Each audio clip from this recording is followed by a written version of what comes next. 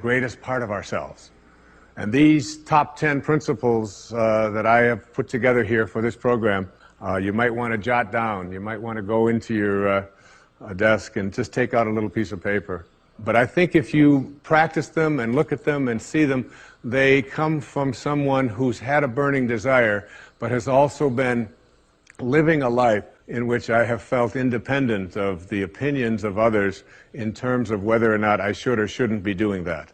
There's something that I allow to consult myself, within myself, rather than looking outside to see if this is right or not. And so let me just I'll number them and I'll go through them and I'll give you some examples of them, and you decide whether they're to your liking or whether they work or not. The first of these principles came from a Vedantic scholar in the 10th century. His name was Tilopa.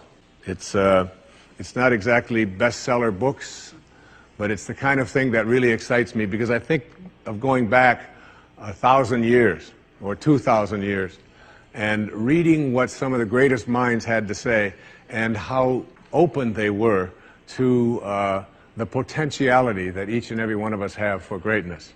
And this first principle says, as Tilopa put it, have a mind that is open to everything and attached to nothing. One of the central principles of my life is that no one knows enough to be a pessimist about anything. And that each and every one of us, when we close our mind to what is possible for us or what is possible for humanity, closes off the genius that resides and lives in each and every one of us. Having an open mind doesn't necessarily mean finding fault with all of the things that you've been taught by others. It means opening yourself up to the potentiality and the possibility that anything and everything is possible. So having a mind that is open to everything and attached to nothing really means finding within ourselves the ability to get rid of a trait that I find so common in the contemporary world. Do you know that most people that I meet spend their lives looking for occasions to be offended?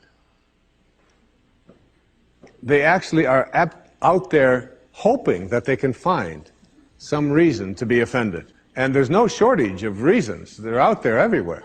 The way this person dressed, what this person said, they turn on their TV, they hear the news, they're offended by this, someone used language that they didn't like, someone doesn't share the same customs that you, and people all day long. In fact, if you keep track tomorrow, you will find probably 100 reasons that you can go around being offended.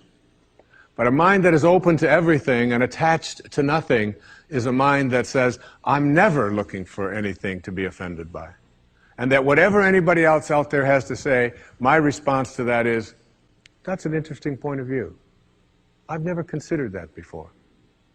I remember being interviewed for a morning television show, and the woman that was interviewing me said, how does it feel to be talking to audiences where people have all of these strange beliefs, these weird things that they come to? And it intrigues me, because one of the things that Emerson said is, in one of his very first essays, he says the first thing we have to say respecting what are called new views here in New England, where we are right now, is that they are not new, but the very oldest of thoughts cast into the mold of these new times. And that was in 1842. He was speaking about that.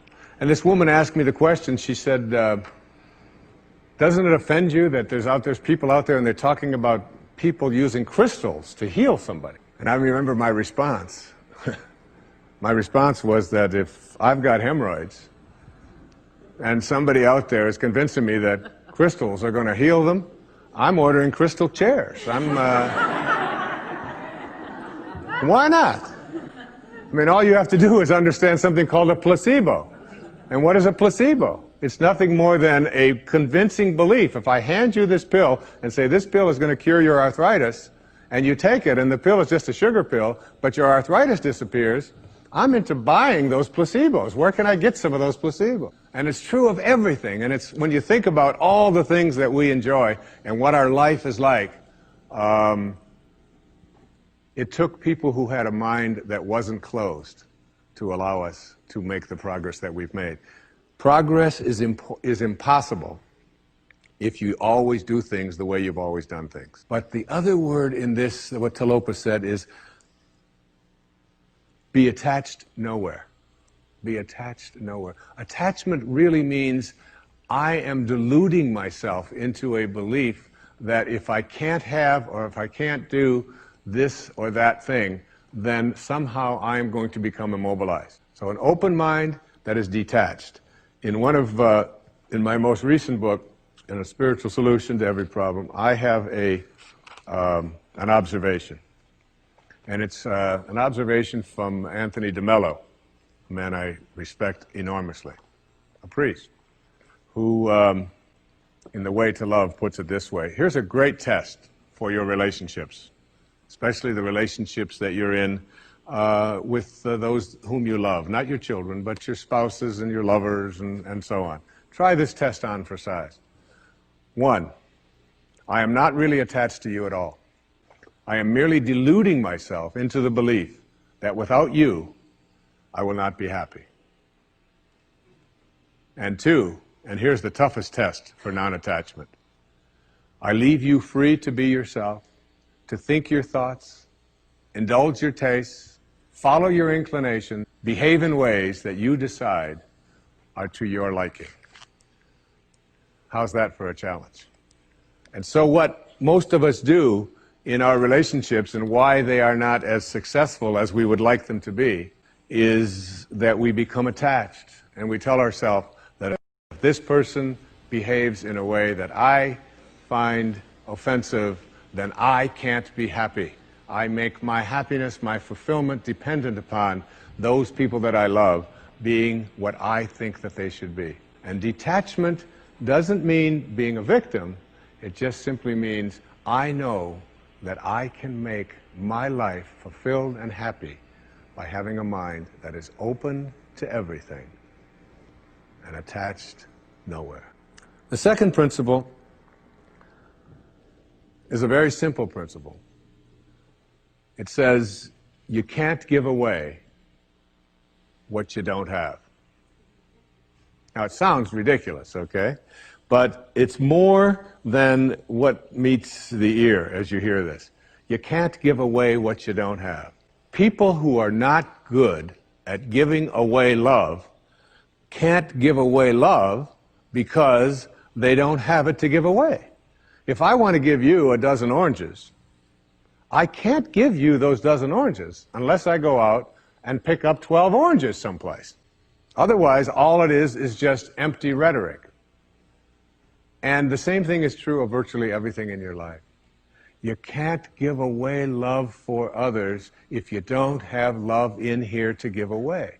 If what you have in here is contempt, if what you have in here is anger, if what you have in here is fear, then these are the things you're going to be giving away in your life. And I've often thought, and I really believe very strongly that there's a law, sort of a law in the universe. I call it the law of attraction. And the law of attraction is one that works like this. You get back from the universe, from the world, what it is that you put out there in the world. And if you're putting out there into the world that I am not worthy of attracting something beautiful into my life, that the universe will respond back to you with exactly that message. And there are people who come to me and who came to me for years when I had my own counseling practice and so on, and they would say to me, I just keep attracting the same kind of people, the same kind of events, the same kind of losers into my life. Why is that? Why do I keep doing that? And I keep attracting an absence of abundance. I just can't seem to attract abundance into my life. I'm always behind the 8 ball. I'm never getting ahead. And I suggest to them, I said, did it ever occur to you that that's the very kind of message you're sending out to the world and out to the universe?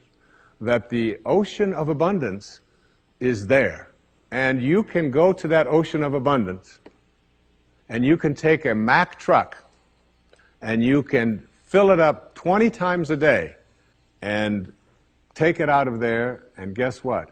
It doesn't impact at all the ocean of abundance.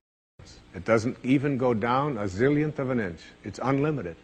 Or you can go to the same ocean of abundance with a eyedropper, and you can just take this much out once a month and say, that's all that seems to be available for me. And the interesting thing for me is that when people go to this ocean of abundance, this unlimited world, all that I have is thine, it says in the holy books. All that I have is thine. It's all there for you. But if you believe inside that it's limited, that you can only get so much, that other people are going to get it before you do, then you'll find yourself creating that very same thing. And the even more interesting part about this, you can't give away what you don't have principle, is that if your message to the universe is gimme, gimme, gimme, which is a lot of people's message to the universe. I want this from you, I want that from you, please give me this, I have to have that. That's what their prayer is like, that's what their message is, and they say, I want this from the universe, gimme, gimme, gimme. The universe's response back to that kind of a mentality is exactly the same. The universe will say right back to you over and over again, gimme, gimme, gimme.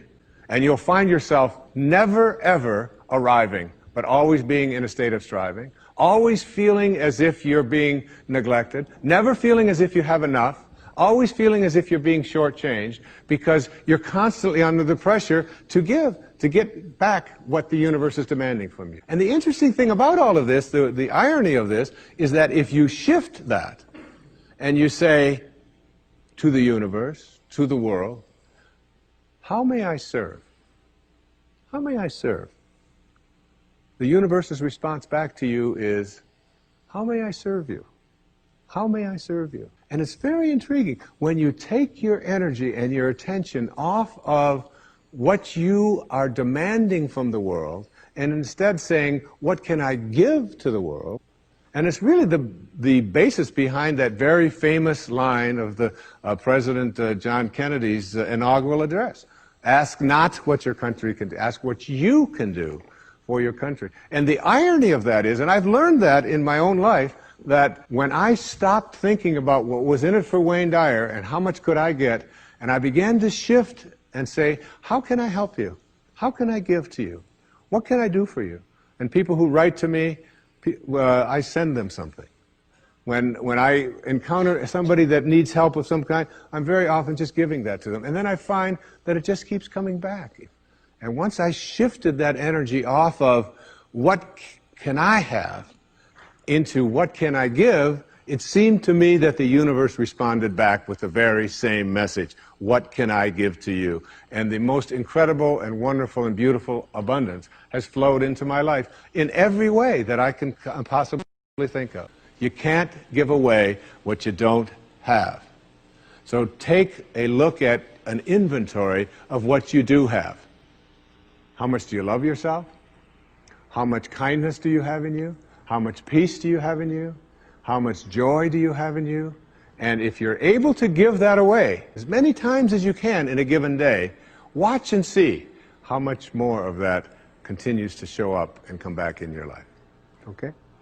The third principle is one of my very favorites. It's called, there are no justified resentments. And this is a very difficult principle for many people to get, but one that I believe very strongly in.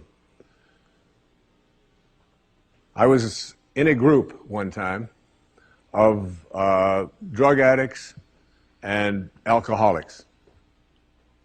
And I was one of the people that was a sponsor and leading this group.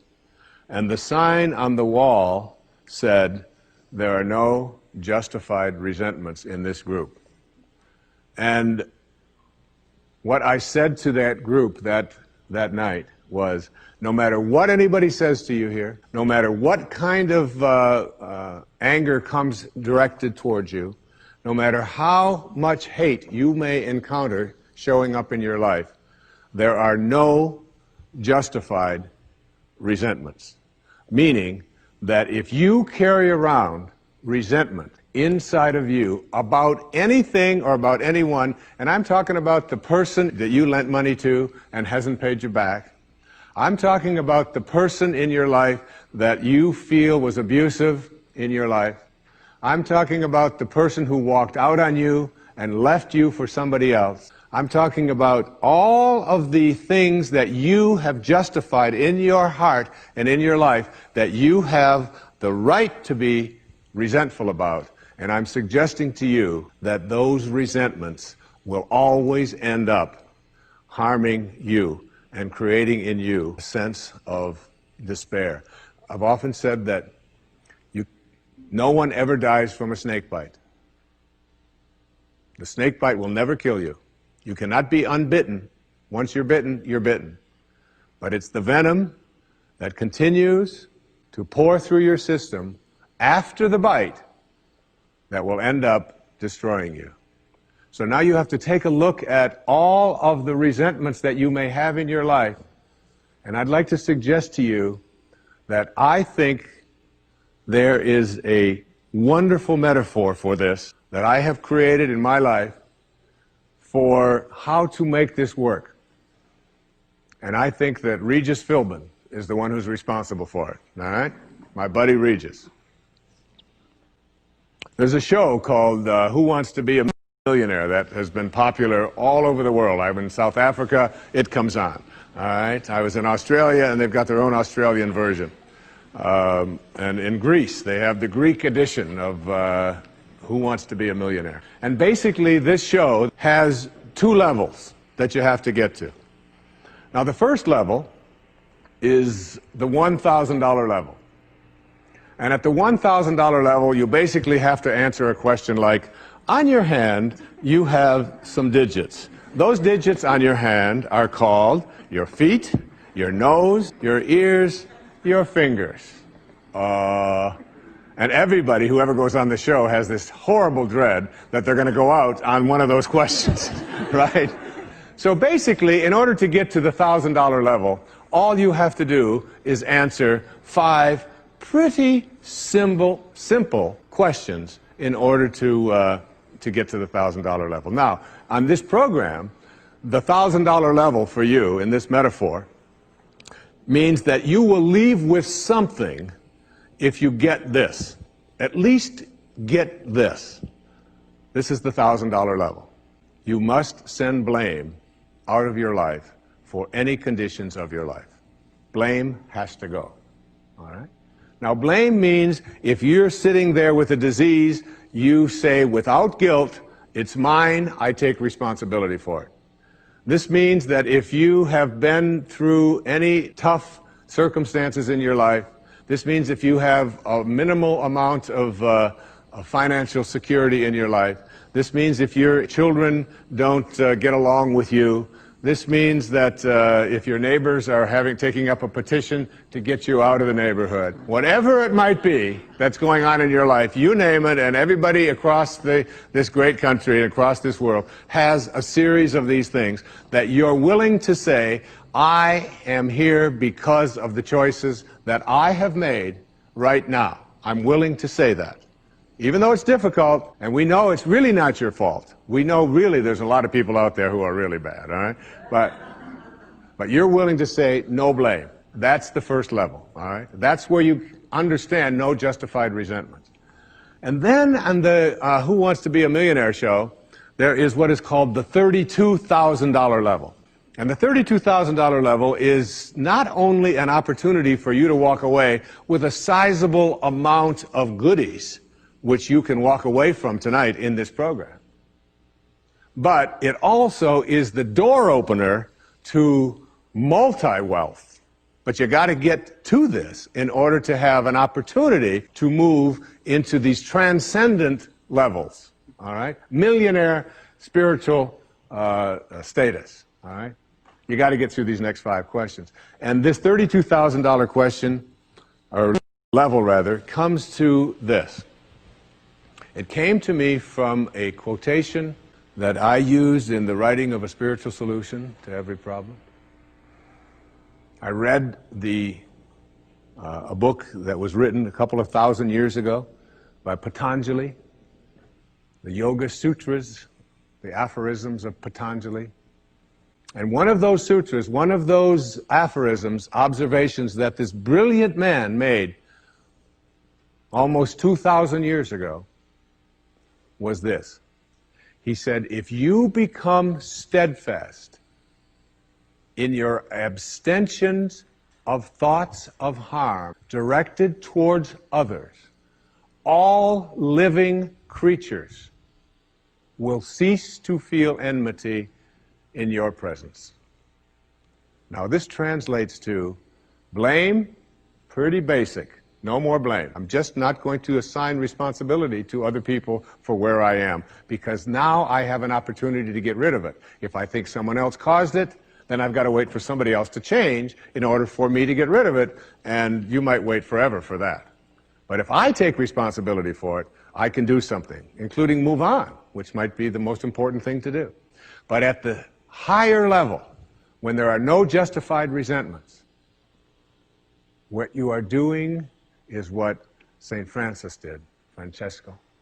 What you are doing is you are at a place where you are sending love in response to hate. You are literally saying, no matter what comes my way, I am going to be steadfast in my abstention of thoughts of harm directed toward others. I'm going to work hard at, no matter what comes my way, having it come out of me what I want to come out of me, and that is love, and that is a higher energy. And if you can get to that level, Patanjali said, all living creatures will cease to feel enmity in your presence. I have a little girl, a precious little girl. I have 6 precious girls and 2 precious sons, but I have a little girl who is almost 12. And she loves animals like no one I've ever met in my life. I mean, her whole life revolves around animals. And when we walk in the woods, butterflies avoid me, fly away from people around, and they come and they land right on her arm, and it happens all the time. All living creatures, she couldn't have a thought of harm directed towards any living creature, and Patanjali said to us, all living creatures will cease to feel fear or enmity or anger in the presence of those who can send love in response to hate. That's what I mean when I say there are no justified resentment. What I'd like to do, I'd like to share a little story here with you. It's a very tender story. It was sent to me by someone who sends me beautiful things in the mail. And I call it the Teddy story. And I'd like to read this to you, if I can do it without tearing up. And this story illustrates this as well as anything I've ever seen. There's a story many years ago of an elementary school teacher. Her name was Mrs. Thompson. As she stood in front of her 5th grade class on the very first day of school, she told the children a lie. Like most teachers, she looked at her students and said that she loved them all the same. But that was impossible, because there in the front row, slumped in his seat, was a little boy named Teddy Stoddard. Mrs. Thompson had watched Teddy the year before and noticed that he didn't play well with the other children, that his clothes were messy, and that he constantly needed a bath. Teddy could be unpleasant. It got to the point where Mrs. Thompson would actually take delight in marking his papers with a broad red pen and making bold X's and then putting a big F at the top of his papers. At the school where Mrs. Thompson taught, she was required to review each child's past records, and she put Teddy's off until last. However, when she reviewed his file, she was in for a surprise. Teddy's 1st grade teacher wrote, "Teddy is a bright child with a ready laugh. He does his work neatly and he has good manners. He's a joy to be around." His 2nd grade teacher wrote, "Teddy's an excellent student, well liked by his classmates. But he's troubled because his mother has a terminal illness and life at home must be a struggle." His 3rd grade teacher wrote, "His mother's death has been hard on him. He tries to do his best, but his father doesn't show much interest, and his home life will soon affect him if steps aren't taken." Teddy's fourth grade teacher wrote, "Teddy's withdrawn and doesn't show up much interest in school. He doesn't have many friends, and sometimes he even sleeps in class." By now, Mrs. Thompson realized the problem, and she was ashamed of herself. She felt even worse when her students brought her Christmas presents wrapped in beautiful ribbons and bright paper, except for Teddy's. His present was clumsily wrapped in heavy brown paper that he got from the grocery bag. Mrs. Thompson took pains to open it in the middle of the other presents. Some of the children started to laugh when she found a rhinestone bracelet with some of the stones missing and a bottle that was 1/4 full of perfume. But she stifled her children's laughter when she exclaimed how pretty the bracelet was, putting it on and dabbing some of the perfume on her wrist. Teddy Stoddard stayed after school that day just long enough to say, "Mrs. Thompson, today you smell just like my mom used to." After the children left, she cried for at least an hour. On the very day, she quit teaching reading, writing, and arithmetic, and instead, she began to teach children. Mrs. Thompson paid particular attention to Teddy. As she worked with him and his mind seemed to come alive, the more she encouraged him, the faster he responded. By the end of the year, Teddy had become one of the smartest children in the class, and despite her lie, became one of her teacher's pets. A year later, she found a note under the door from Teddy telling her that she was still the best teacher he ever had in his whole life. 6 years went by before she got another note from Teddy. He then wrote that he had finished high school third in his class, and she was still the best teacher he ever had in his whole life. 4 years after that, she got another letter saying that while things had been tough at times, he stayed in school and stuck with it, and would soon graduate from college with the highest of honors. He assured Mrs. Thompson that she was still the very best and favorite teacher he ever had in his whole life. Then 4 more years passed, and yet another letter came. This time he explained that after he got his bachelor's degree, he decided to go a little further. The letter explained that she was still the best and favorite teacher he ever had, but now his name was a little longer. The letter was signed Theodore F. Stoddard, M.D. But the story doesn't end there. You see, there was yet another letter that spring. Teddy said he'd met this girl and was going to be married. He explained that his father had died a couple of years ago, and he was wondering if Mrs. Thompson might agree to sit in the place at the wedding that was usually reserved for the mother of the groom. Of course, Mrs. Thompson did, and guess what? She wore that bracelet, the one with the several rhinestones missing, and she made sure she was wearing the perfume that Teddy remembered his mother wearing on their last Christmas together. They hugged each other, and Dr. Stoddard whispered in Mrs. Thompson's ear, "Thank you so much for making me feel important and showing me that I could make a difference." Mrs. Thompson came with tears in her eyes and whispered back, "Teddy, you have it all wrong. You were the one who taught me that I could make a difference. I didn't know how to teach until I met you." Isn't that a beautiful story? Yeah.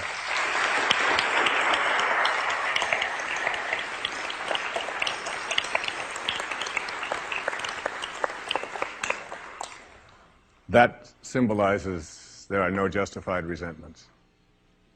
Work at reaching that $32,000 level, the place where the only thing you have to send is love, because that's what's inside. And that's the message of our greatest spiritual teachers.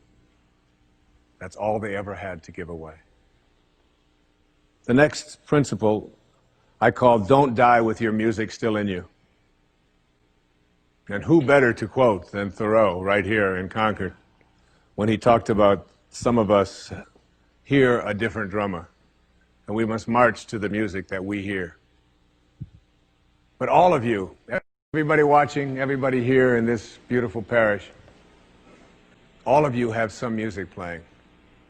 And all of you have a heroic mission. There's no accidents in this universe. We all show up here with a purpose. There's an intelligence that is a part of everything and everyone, and all of us are connected to it. And too many of us are afraid to listen to that music and march to it. You out there, I know you have a book you wanted to write. I know there's a composition you wanted to compose. I know there's a song you want to sing someplace. Maybe you want to raise horses out in Montana. Or maybe you want to open up an ice cream shop on Cape Cod. Who knows what it may be. Maybe you just want to travel and see the world. Maybe you want to go into a relationship with someone but you've been afraid to, but your heart says it's the right thing to do. All of us feel something. And in Leo Tolstoy's famous novel, The Death of Ivan Ilyich, he asks this question that would be terrifying to me. He says, as he has his accountant from Moscow lying on his deathbed, contemplating the horror of this question, what if my whole life has been wrong? I've known what my music is. It's playing right now. As I stand here in front of you with these cameras and in this place, and as I sit down and write my books and tell the world what I know are my truths, I feel always completely on purpose and fulfilled. And no time will I ever come to the end of my life and say, what if my whole life has been wrong? Whoever you are, whatever that music is, however distant it may sound, however strange, however weird others may interpret it to be, don't get to the end of your life and know that you're going to leave and not have it played yet. Don't die with your music still in you. It's the message of the greatest teachers who've ever walked among us. It's the message I give to you today as one of the principles for success and peace in your life. The next principle I call embracing silence. And embracing silence is not that I say this to you because it's so important to be quiet. What I have learned, I have a dear friend, and many of you know, we've put out tapes together, we've appeared on stages all over the world together. He's like a brother to me. His name is Dr. Deepak Chopra, a medical doctor, and a dear and close friend. And whenever anything is going on in my family, if I'm having a problem with one of my children or in my own life, and if I call him up and I'll say, Deepak, or his wife Rita, I'll say, Deepak, what do you think I should do? He always has the same answer, meditate. I'll say, yes, Deepak, I understand meditate, but I said, what do you think? He said, Wayne, go deep inside and meditate. Always meditate. I'll say, will you put Rita on? Wayne, meditate. I say, all right. And you know, I've learned a lot in meditation. But what I know most about getting quiet and getting peaceful is this, that there's only one power in the universe, and it doesn't matter what you call it. You can call it soul, spirit, consciousness, God. You can call it Louise. You can call it anything that you want. But as Alan Watts said, you can't get wet from the word water. It's not what we call something that gives it its substance. And this one power, this one force that flows through everything and allows everything to be, is indivisible. You can't cut it in half. You can't divide it. It's one. It's knowing the one. And everything in your life is almost always given a division. Male, female, young, old, tall, short, black, white, good, bad, up, down. These are all dichotomies. These are all these splits that we all have in our lives. The whole physical world that we live in and are immersed in, it's always immersed in this division. I used to teach course at St. John's University in New York, and I used to tell my students when I was trying to teach this principle, anybody who can come to class and bring with them a magnet that only has a North Pole, I'll give you an A in the course. You don't ever have to attend another class. And no matter how thin they would slice that magnet, there was always the South Pole, because the physical world is made up of dichotomies. But we have to learn to fuse the dichotomies. And in fusing the dichotomies and blending the one, that's what silence does for us. That's why embracing silence is so powerful. Because no matter how many times you cut silence in half, it's like zero. You still only get silence. In Zen, they say it's the space between the bars that holds the tiger. And it's the silence between the notes that makes the music. These words that are coming out of my mouth right now come out of the silence. And finding that silence and embracing it means that you go to the place within you that you cannot divide. Just like you can't divide the source, the one, the spirit. You can't divide that either. It's only one. So when you go into your silence and you begin to practice meditation and you begin to make this a part of your life and embrace silence, what you discover is this is where you'll come to know your soul. You'll make conscious contact with your soul. I can't tell you how many people that have come to me who have suffered from serious illnesses, who've been given diagnoses that it's terminal and that you can't do it, who have gone out to the wilderness and have decided that I am going to commune with nature. And the transcendentalists, Thoreau and Emerson, they believed that nature was our source and that we were all products of nature. And if you can get back to your source, if you can get back to that feeling of being with spirit, that's where healing can take place. And I've had wonderful stories of people who've told me that it was when I began to embrace that silence that I began to feel more connected to my source. Embrace silence because it's a way to come to know God, to know your source. Both are indivisible. The only experience you can have in your daily life that even comes close to a spiritual awakening is silence. The next principle I call giving up your personal history. And I learned it from a man named Carlos Castaneda, who once said that one day, he said, I finally realized that I no longer needed a personal history. And just like drinking, he said, I gave it up. And that, and only that, has made all the difference in the world. You know, the nice thing about giving up your personal history is that if you don't have a story, you don't have to live up to it. All of us have these bags of manure that we carry around with us called our past. And the people who have done things to us and the events and the circumstances, all of this stuff that we use and we bond to. And we bond ourselves to these wounds of our past and we identify ourselves on the basis of these wounds. And every once in a while we set it down and we reach in there and we smear it all over ourselves. And then we wonder, why does my life smell so bad? I don't understand this. When in fact, the now, this moment, merging yourself into the now means that you may have been in a relationship. I had a woman from Holland who came over to see me whose husband had left her after 25 years. She had 4 children.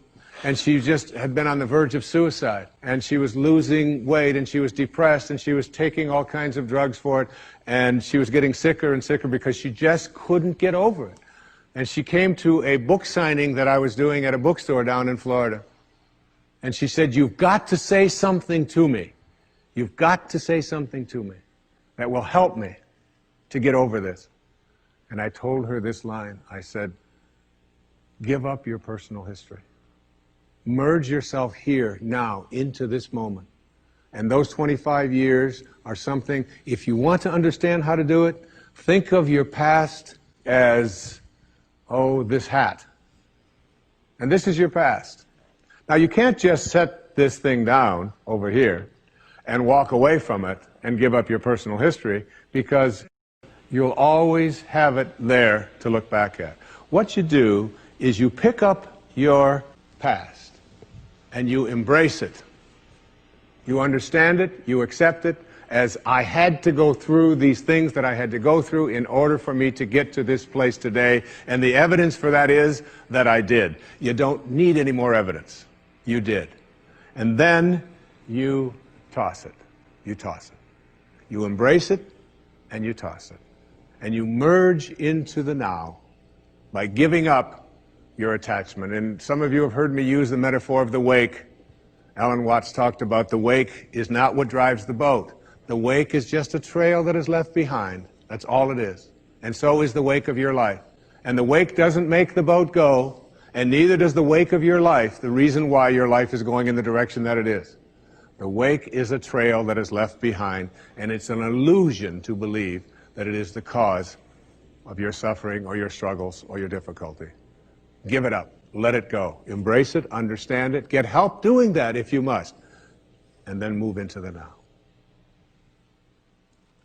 The next principle I call, it's from a line of Albert Einstein. He said, you can't solve a problem with the same mind that created it. In order to work at solving these things called problems in your life, you have to change your mind. It is your mind where they live. It is your mind that created them. There is where you experience them. They're all illusions. You must change your mind. Literally rewrite your agreement with reality. One of the things I had said earlier is that one of the most difficult things to do in the world is to admit that you were wrong. Admitting that you were wrong is nothing more than saying, I have been making choices with my mind that have created things in my life that are not working. And I no longer intend to continue making those choices. I was wrong. You don't have to make a declaration of it. You don't have to go out and feel guilty about it. You just simply say, it didn't work. The relationship that I was in before, I behaved in these ways. I didn't realize that it wasn't working for me. Now I do, and this is where I choose to be now. The secret of a successful relationship is, to me, understanding that you put your attention and your energy in a person on what you love rather than what you don't love. Robert Frost said it so beautifully. We love the things we love for what they are. What they are. Not for what they ought to be, not for what they used to be, but for what they are. So when you look into the eyes of a person you're in a relationship with, whether it's your children, you catch them doing things right as much as you possibly can. That's oftentimes takes a lot of hunting, but you'll find it. And when you think that my relationship isn't working, remember, it's in my mind. What am I thinking about that person?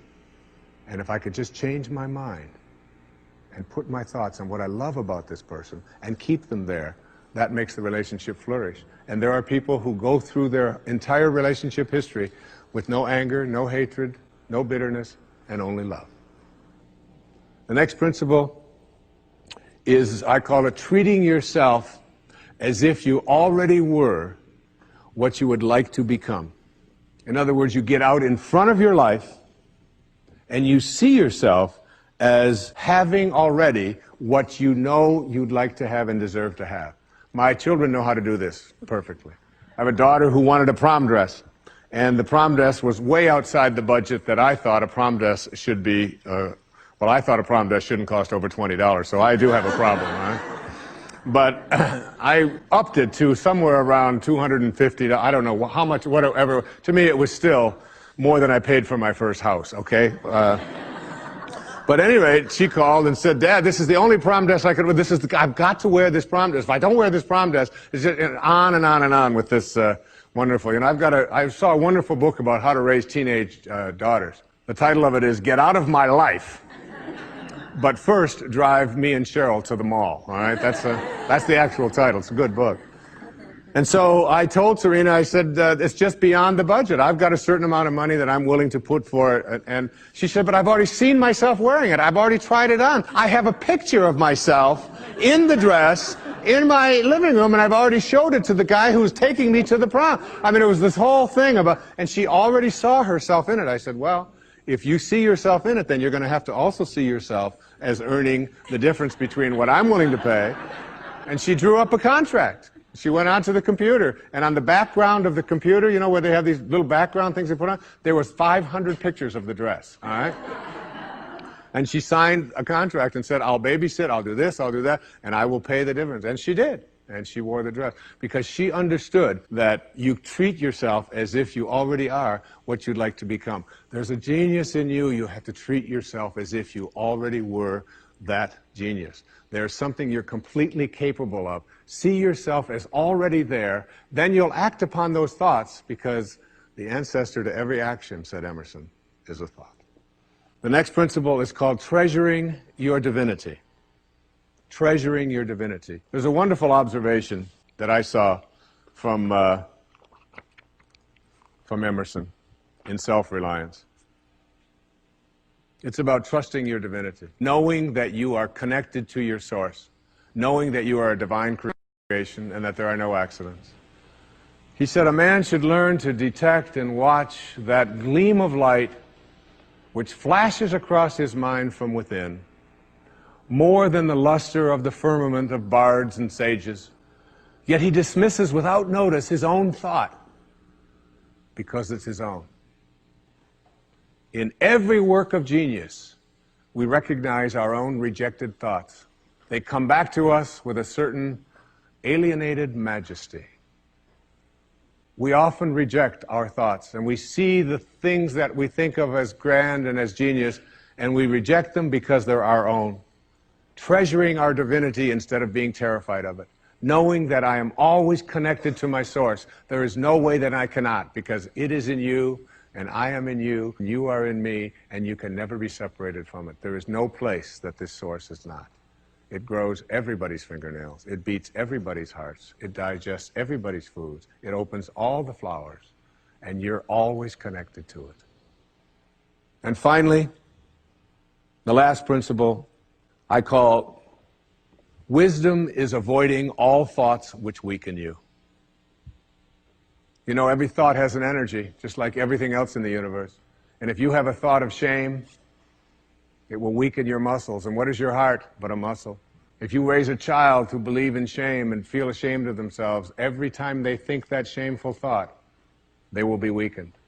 And if you have a thought of fear, and if you have a thought of stress, and you have a thought of anguish and anxiety, all of these thoughts and many more are the thoughts that will always weaken you.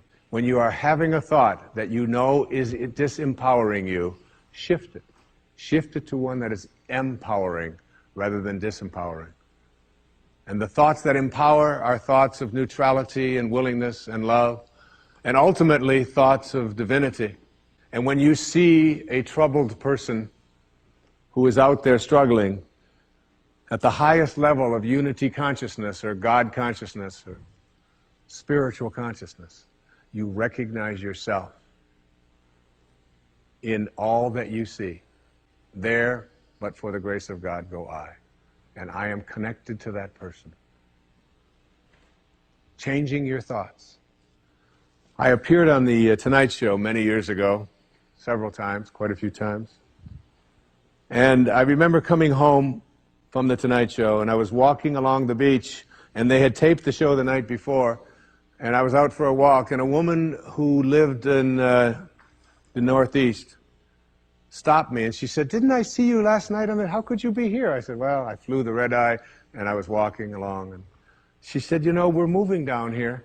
She said, "What are the people like here? What's it like?"